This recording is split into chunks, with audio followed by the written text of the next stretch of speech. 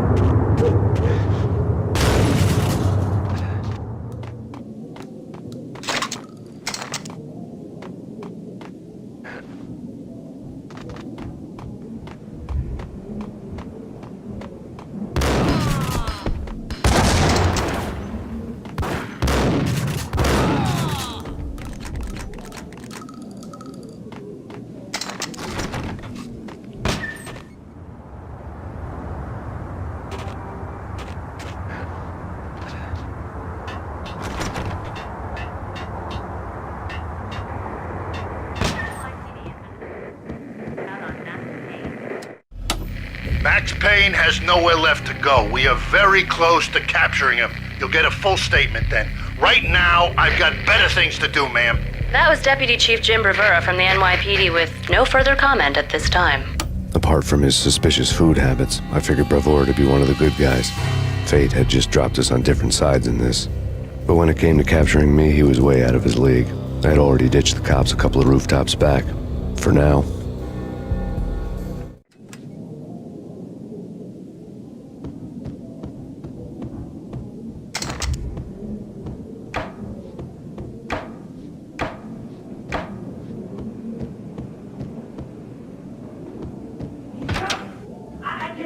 Ready? Keep your guns pointed at the wall. Okay? Just hit. Aim. Whack the sun!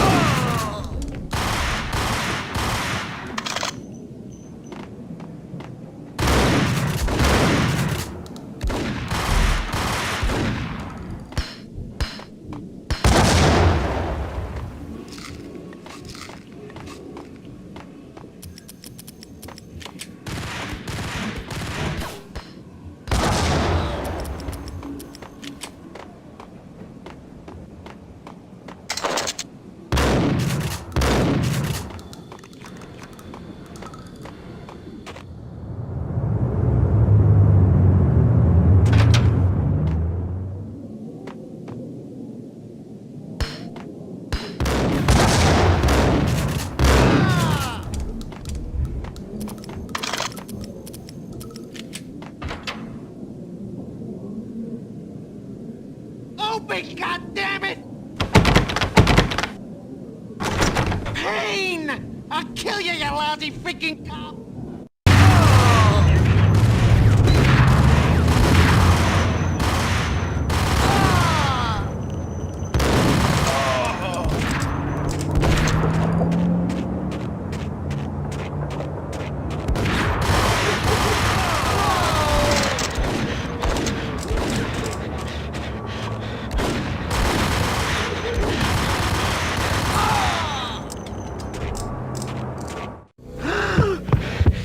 Gagniti ran out of steam in a dead-end alley with steam boiling out of the sewer grates like all the fires of hell were burning high beneath us.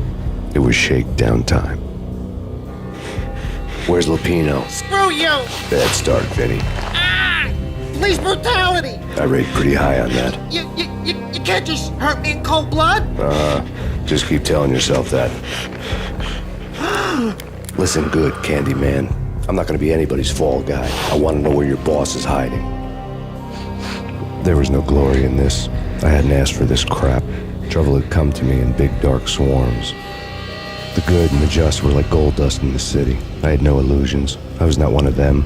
I was no hero. Just me and the gun and the crook. My options had decreased to a singular course. I'll tell you, just don't hurt me no more! Lupino's at Ragnarok, the nightclub! Book me! Take me in, hold me to the freaking jail, just don't hurt me! Your rights will be read at your funeral.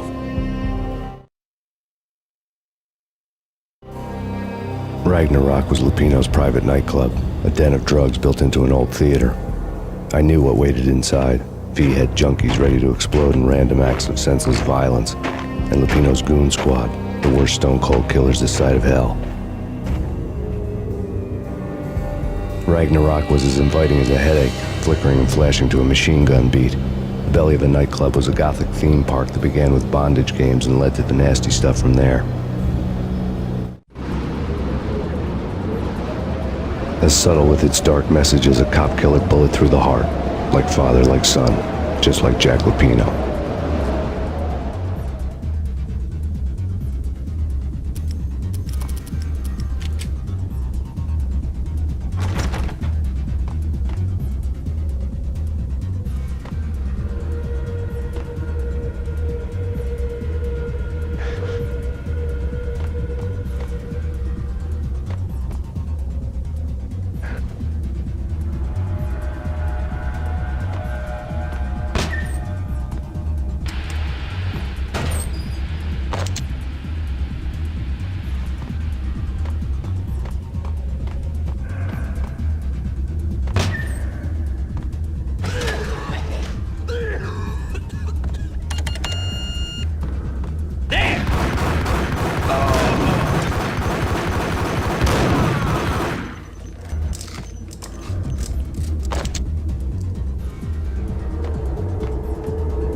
book had never been a bestseller.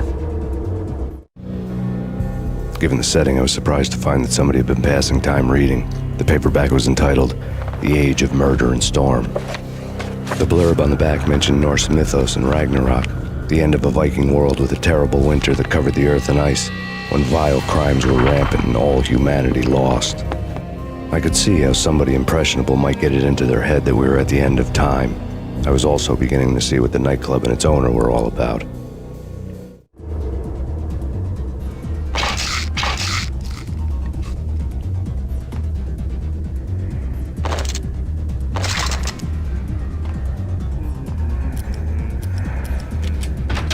There he is!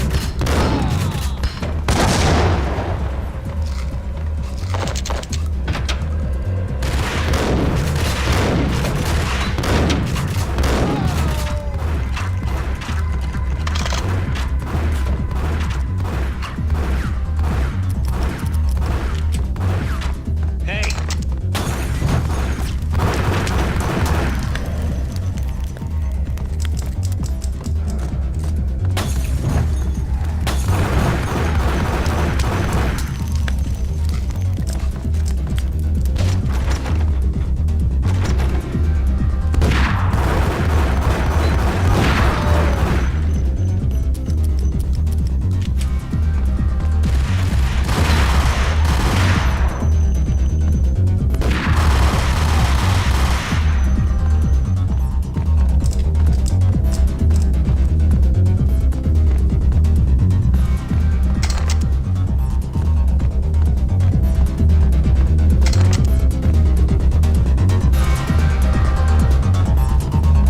Whack the sucker!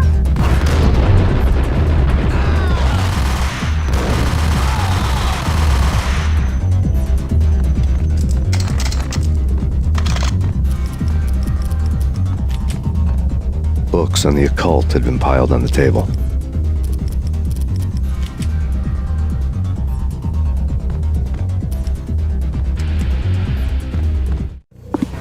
The room was stacked with light reading, such as Necronomicon, Witchcraft, and Paradise Lost. Old exotic titles like Malleus Maleficarum and De Umbrarum Reini Novum Portus. Books with pentagrams on their covers, all dealing with the occult and the infernal, lying between stacks of horror videos and a couple of Ouija boards. The only thing I could take seriously was the thought of Lupino taking it seriously. He had been spending a lot of time getting intimate with the guy downstairs.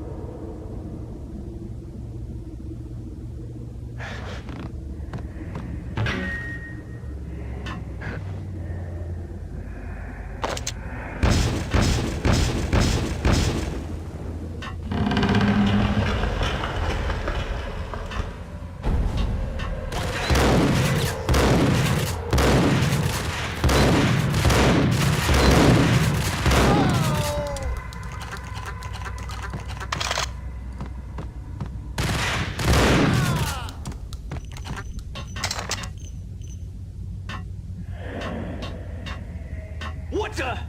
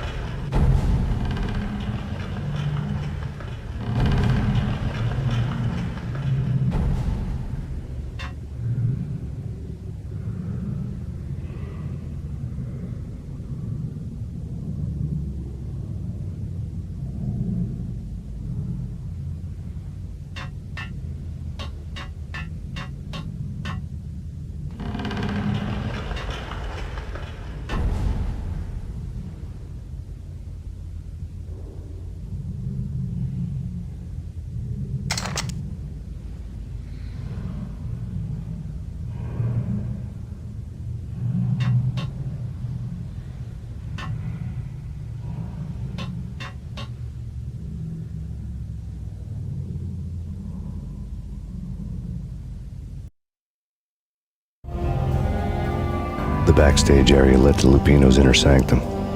The hot air inside was like an invisible wall, thick with incense and something else, a sickly sweet smell that made you gag.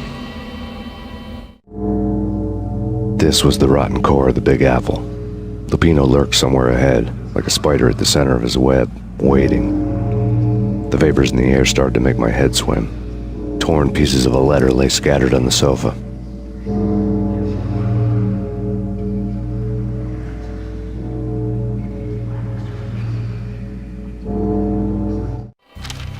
Punchinello had threatened Lupino in writing. The note had been torn to pieces, bloody fingerprints all over them. Don't want you to think that one of my boys is not playing with a full deck. Shape up, Jack. We are running a business here. I'd hate to send the trio to strong-arm you. The trio were the Don's notorious henchmen. It was obvious that Lupino hadn't been intimidated by the threat.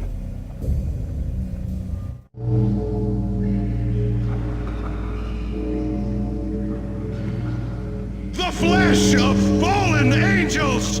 Come to me all! Astaroth, Beelzebub, Asmodeus, Baphomet, Lucifer, Loki, Satan, Cthulhu, Lilith, Ella! Blood to you all! Spirit, living under the skin of reality. I've seen it. The corruption of flesh. Ow! I'm the wolf, yeah! I am the wolf! It's close. It's coming. You have come. A witness to the end of time. It's now! I will rise to her side! I don't need the words! I'm beyond the words!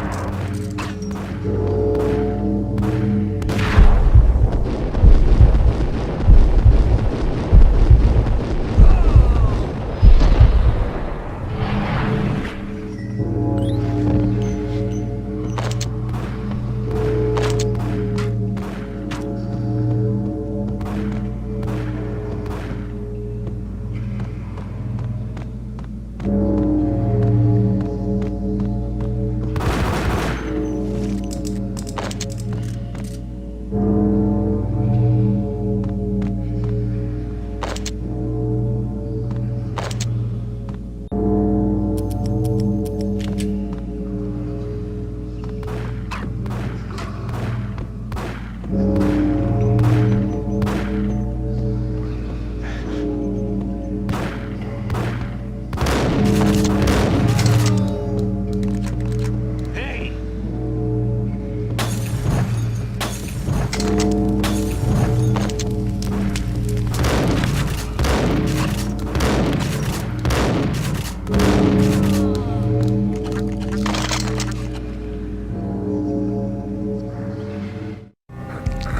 I had known there'd have to be a catch in it somewhere, and this one was the Empire State Building of catches.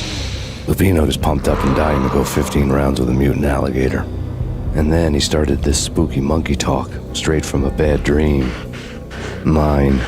I have tasted the flesh of fallen angels. I've tasted the devil's green blood. It runs in my veins. I've seen beyond the world of skin, the architecture of blood and bow and arrow. Death is coming! She is coming, and hell follows with her. This is the twilight winter. I am ready to be her son. Her time is now, and all who stand in her way must die!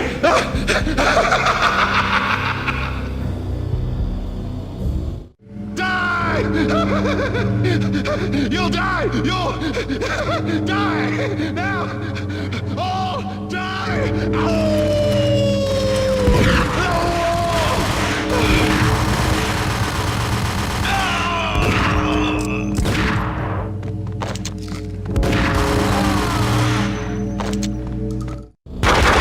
When Lupino finally went down, I wanted to make real sure he'd stay that way. V was a bad monster. Turned them into friggin' zombie demons from outer space. I think he's dead already. Huh?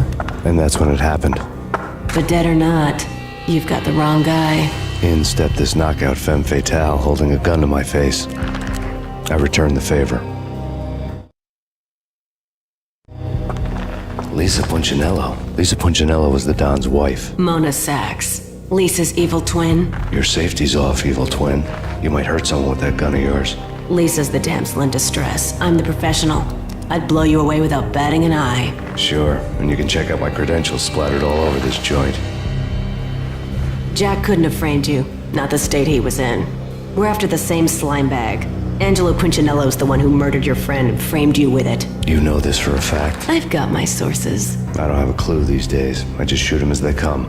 Who put a contract on the Archfiend? This one's mine. I hate the guts of that sadistic wife-beater. Why not pool our bullets for this one? I thought you'd never ask. My finger was starting to twitch. How do you like your whiskey? I'm easy, as long as you don't try to slip me a Mickey. You're a real angel, Max. It was good stuff. Tasted sweet as honey going down. Nothing personal. Can't risk you going berserk and getting Lisa killed.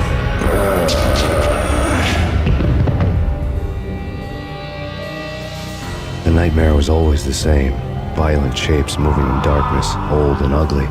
The killer's mad laughter was a riddle filled with wicked innuendo.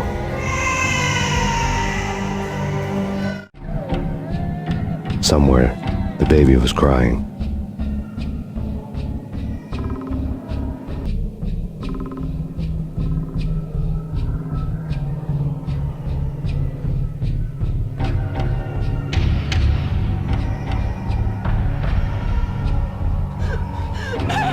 No, please, Max. Why? I didn't mean to.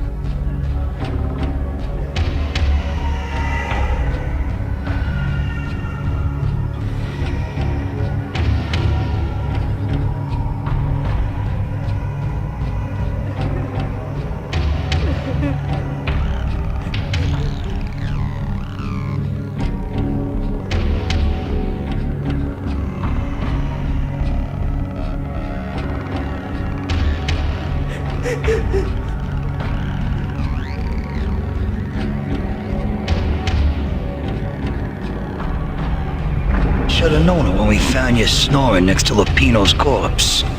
A comedian, huh?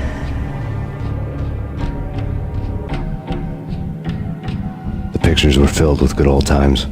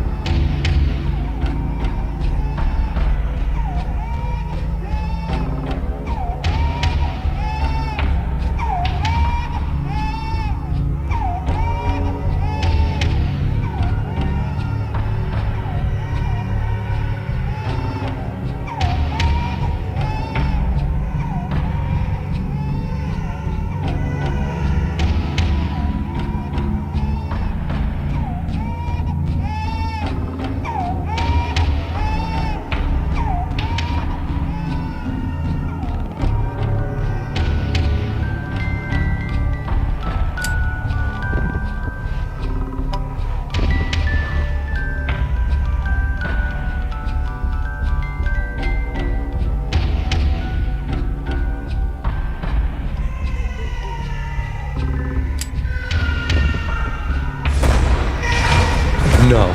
No, no, please, God, no.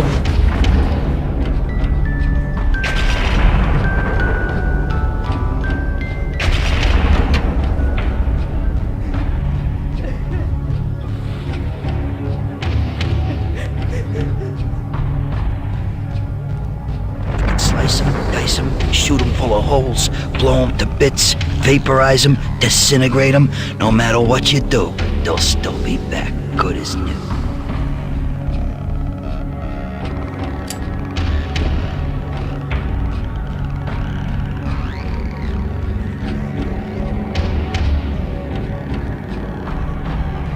Michelle's diary lay on the table. Max, no, please, Max. Why? I didn't mean to. I'm sorry.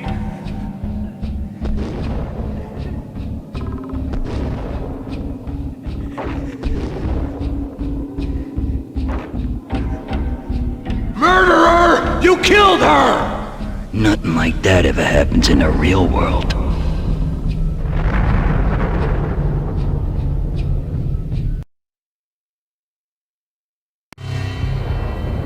I woke up in a bad dream. My head felt 2 sizes too small for my brain. Max Payne. I envy your name. And the killer was smiling. Pleased to meet you. I'm Frankie the Bat Niagara. Niagara, as in you cry a lot? He had a baseball bat and I was tied to a chair. Pissing him off was the smart thing to do.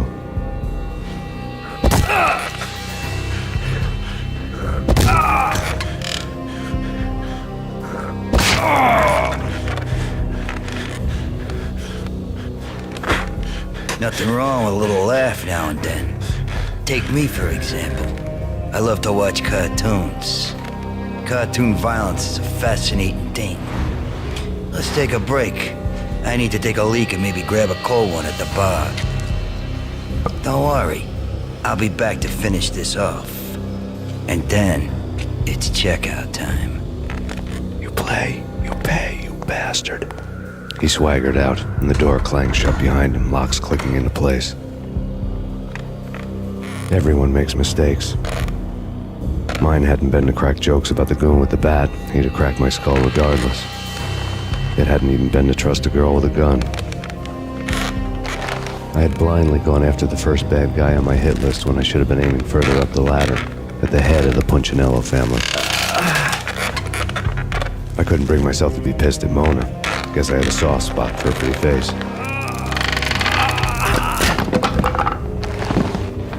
But when somebody decides to play baseball with your head, you tend to get sore. They had dragged me back to the basement of Lupino's hotel. I was beaten, bruised, and blue. I felt like the chair I had broken to get free.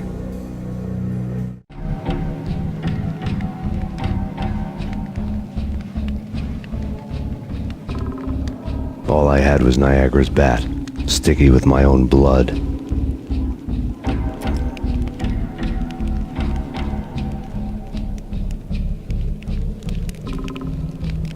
Without a gun, I'd be no match for Frankie's men. I'd have to play hide and seek with them.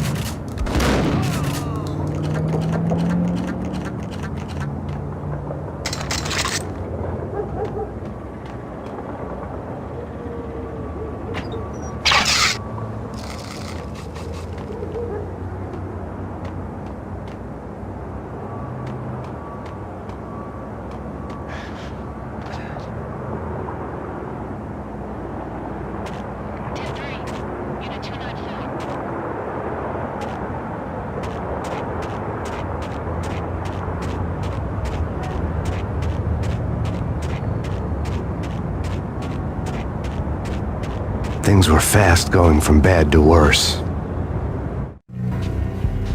The men in blue had come and gone. They had decorated the place with chalk outlines and tied it together with yellow tape. The cops who had stayed behind were dead. Frankie, his boys, and I had the place all for ourselves.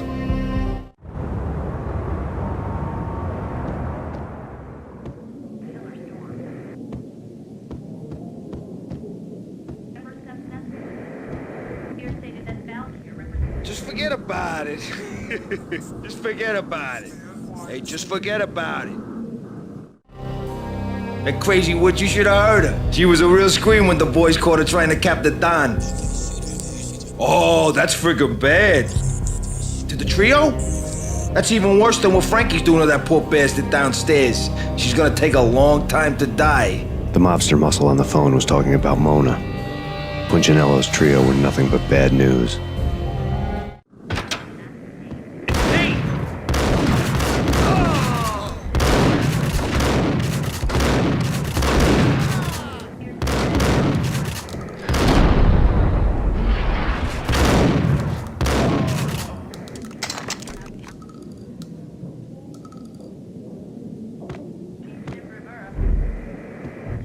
More evidence that Punchinello didn't like me much.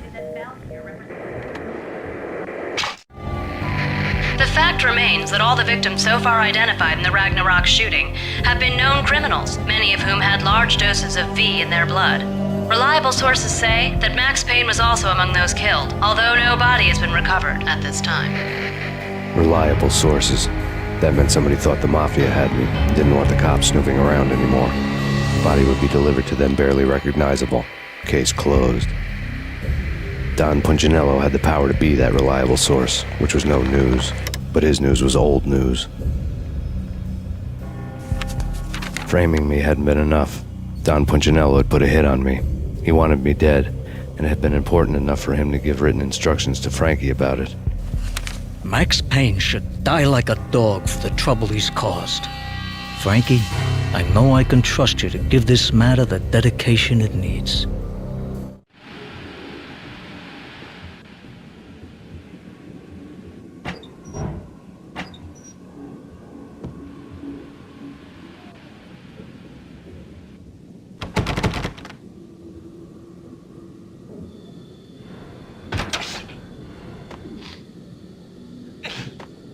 What the?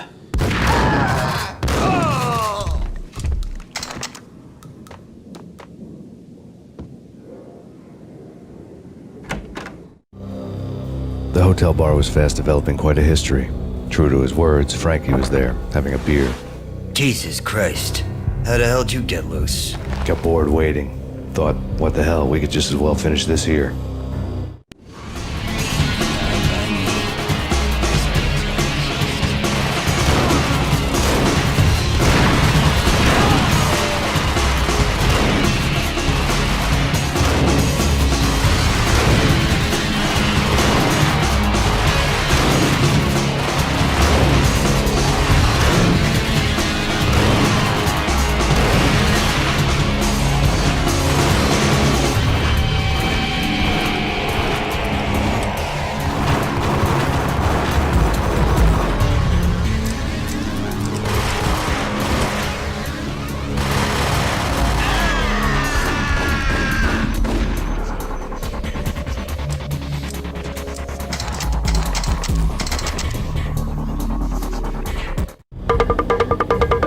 Thank you. You've been a lovely iron. Had enough? I don't play with girls anyway. Unfair! I spotted the tail as soon as I left the hotel. A big black Mercedes. I'd seen the car before. That time it had heralded impressive explosions. Vladimir was back. Bang. You're dead, Max Payne. I might have laughed if I remembered how. What's this supposed to be? Cops and robbers? Look, you want something with me? Get in line. Peace, man. Relax. You know you are a real news item. Armed and dangerous. I am going to make you an offer you can't refuse.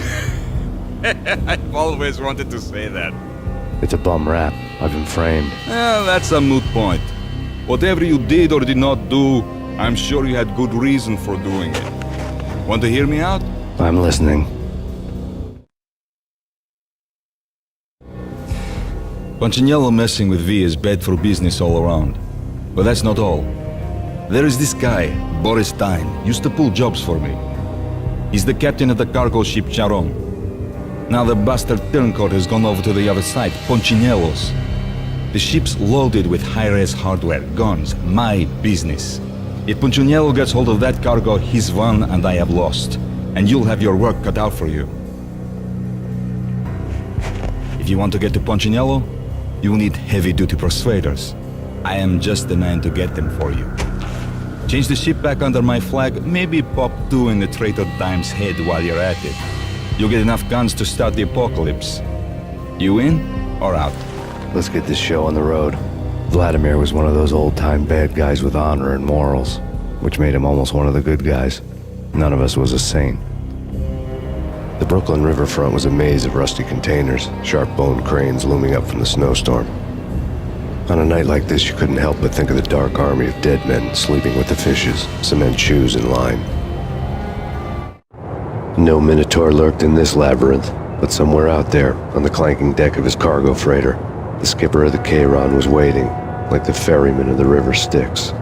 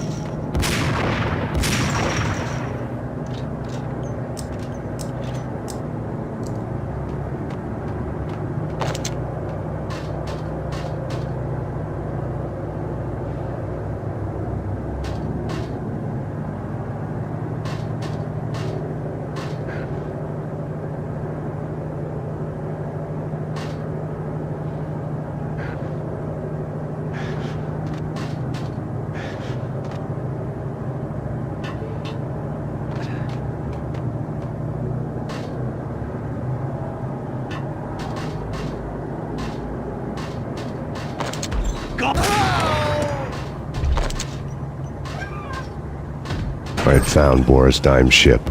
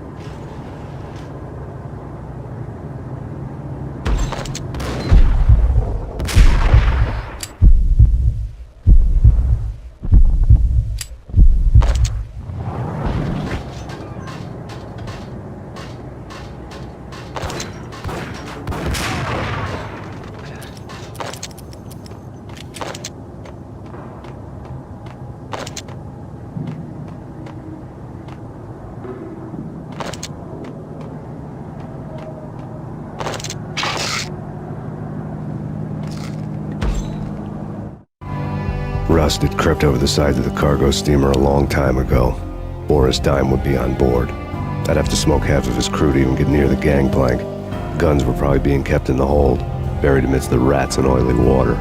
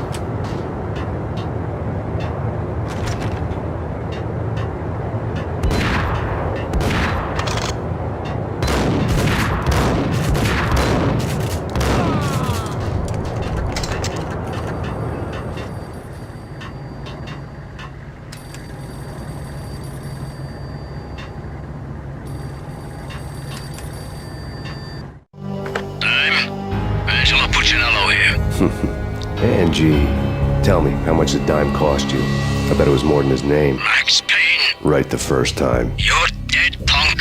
You sure you're not confusing me with Boris here? But you are right, of course.